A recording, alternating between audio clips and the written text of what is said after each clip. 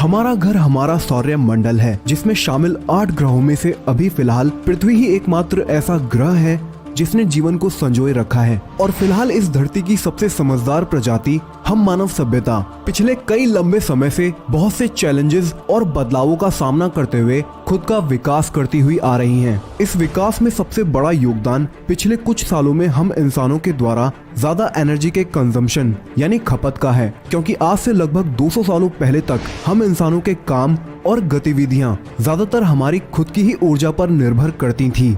लेकिन पिछले कुछ दशकों में जन्मी इस टेक्नोलॉजी ने तो जैसे सारी तस्वीर ही बदल कर रख दी है। पहले इस टेक्नोलॉजी की मदद से इंसानों ने हमारी इस प्रकृति के द्वारा दिए गए नेचुरल रिसोर्सेज जैसे कि हवा, पानी, फॉसिल फ्यूल, कोयला, नेचुरल गैसेस इत्यादि का इस्तेमाल करके एक अत्याधुनिक तरीके से और उच्च स्तर पर एनर्जी की खपत को करना शुरू कर दिया है। और आज हम अपनी पहुँच धरती से लेकर स्पेस में बनाकर काफी आधुनिक हो चुके हैं। पर क्या वाकई अगर आप भी ऐसा सोचते हैं तो जरा रुकिए। भले ही हमने टेक्नोलॉजी की मदद से बहुत से कामों को आसान किया है, लेकिन सवाल ये है कि क्या हम वाकई एक आधुनिक सिविलाइजेशन है? शायद जवाब आपको हैरान कर दे, पर कई एक्सपर्ट्स का मानना है कि नहीं, क्योंकि हम अभी भी धीरे धीरे अपनी पृथ्वी पर मौजूद नेचुरल रिसोर्सेज का यूटिलाइज यानी उपयोग करना सीख रहे हैं और अभी तक भी हम इसका पूर्ण रूप से उपभोग नहीं कर पाए हैं।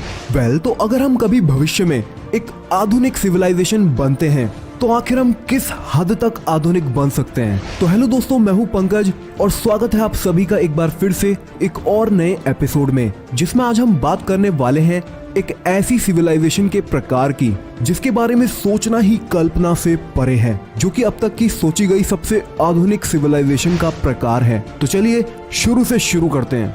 तो दोस्तों, जैसा कि हमने अभी जाना कि किसी भी सिविलाइजेशन के विकास में सबसे बड़ा हाथ उसके द्वारा इस्तेमाल की जा रही ऊर्जा का होता है, यानी कि जितनी ज्यादा ऊर्जा खपत उतनी ही ज्यादा आधुनिक सिविलाइजेशन। तो इसी बात को आधार मानते हुए साल 1964 में सोवियत के खगोल शास्त्र, जिनका नाम था निकोलाई कार्दाशेव, ने हमें इस पूरे ब्रह्मांड की किसी भी सिविलाइजेशन को उसके द्वारा ऊर्जा को इस्तेमाल करने की क्षमता के आधार पर उस सिविलाइजेशन के टेक्नोलॉजिकल एडवांसमेंट को मापने के लिए एक हाइपोथेटिकल स्केल से रूबरू कराया था, जिसे कार्दाशेव स्केल कहा गया। कार्दाशेव स्केल के अनुसार जैसे जैसे कोई सभ्यता विकसित होती जाती है, वैसे वैसे ही उसकी ऊर्जा कंजम्पशन यानी ऊर्जा को खपत करने की क्षमता बढ़ती जाती है और ये विकास एक्सपोनेंशियली यानी बेहद तेज गति से होता है। उदाहरण के लिए माना कि किसी सिविलाइजेशन को आधुनिक होने में 1 लाख सालों का समय लगता है, तो आने वाले समय में उसे एडवांसमेंट के एक स्टेज से दूसरे स्टेज तक जाने में यानी कि एक लेवल और ऊपर जाने में 10,000 सालों का ही समय लगेगा।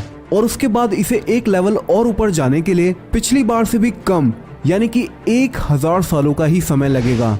यह बस मैं आपको समझाने के लिए बता रहा हूँ, यानी कि जैसे जैसे कोई सभ्यता आधुनिक होती चली जाएगी, वैसे वैसे उस सभ्यता को आधुनिकता के अगले लेवल तक जाने में तुलनात्मक रूप से इस दर से समय लगेगा। कार्दाशेव स्केल ने खास तौर पर हमें 3 प्रकार की सिविलाइजेशन से ही इंट्रोड्यूस कराया था, जैसे कि टाइप 1 सिविलाइजेशन, टाइप 2 सिविलाइजेशन और टाइप 3 सिविलाइजेशन, जिसके बाद इस स्केल को मॉडिफाई करते हुए सिविलाइजेशंस के और टाइप्स भी ऐड किए गए, जैसे कि टाइप 4, 5, 6 और 7 सिविलाइजेशन, जिसमें टाइप 6 सिविलाइजेशंस तक के बारे में मैं पहले ही एक वीडियो बना चुका हूं। और आज हम बात करने वाले हैं टाइप 7 सिविलाइजेशन के बारे में। लेकिन आगे बढ़ने से पहले इन सभी सिविलाइजेशंस के बारे में एक छोटा सा रिकैप हो जाए। टाइप 1 सिविलाइजेशन, यह सिविलाइजेशंस प्लैनेटरी सिविलाइजेशंस कहलाती हैं। इस स्केल में आने वाली सिविलाइजेशन इतनी आधुनिक होगी कि इसने अपने ग्रह पर मौजूद सभी एनर्जी रिसोर्सेज जैसे कि wind energy, water energy, thermal energy, fossil fuels, nuclear energy इत्यादि पर अपना कब्जा जमाया हुआ होगा और साथ ही साथ सभी प्राकृतिक शक्तियों पर भी कंट्रोल कर सकेंगी, जैसे कि ज्वालामुखियों, मौसम और यहाँ तक कि भूकंपों पर भी। और इतना ही नहीं, इस सिविलाइजेशन को अपने सौर मंडल के तारे से अपने ग्रह पर आने वाली सारी रोशनी और ऊर्जा का उपयोग करना आता होगा। वर्तमान में हमारी पृथ्वी सूर्य से लगभग 2 गुणा 10⁻17 वाट्स पावर ऑफ एनर्जी को रिसीव करती है, जिसमें से हम मनुष्य बस 12.3 टेरावाट्स ऑफ एनर्जी का ही उपयोग कर पाते हैं, जो कि बहुत ज्यादा कम है। यानी कि फिलहाल हम टाइप 1 सिविलाइजेशन में भी नहीं आते हैं। वहीं अगर बात करें टाइप 2 सिविलाइजेशन की, तो यह एक स्टेलर सिविलाइजेशन है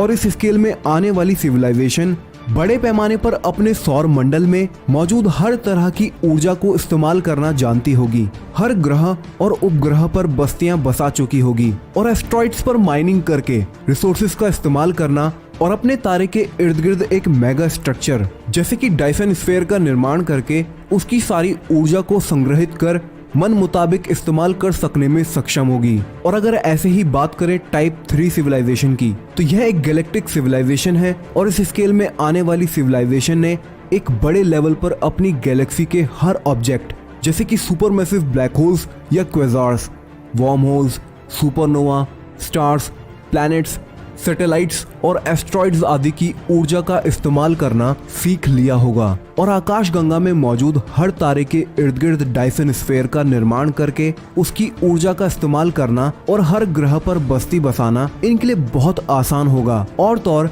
नेचुरल डिजास्टर जैसे खतरों से निपटना इन्हें बखूबी आता होगा।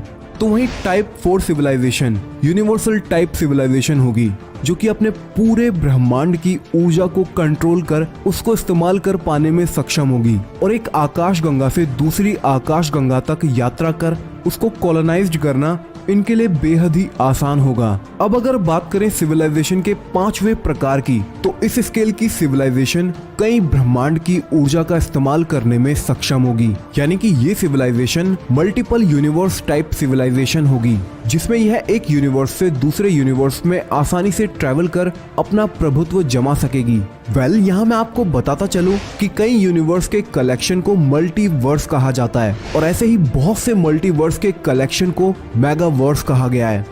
टाइप 6 सिविलाइजेशन, ये सिविलाइजेशन टाइप सिविलाइजेशन के 5वें प्रकार से एक स्तर और ऊपर होगी और टाइम और स्पेस को भी कंट्रोल कर सकेगी, यहाँ तक कि नए ब्रह्मांड को बनाने में और नष्ट करने में भी सक्षम होगी। सिविलाइजेशन के इस स्तर को दरअसल गॉड लेवल सिविलाइजेशन कहा जाए तो गलत नहीं होगा।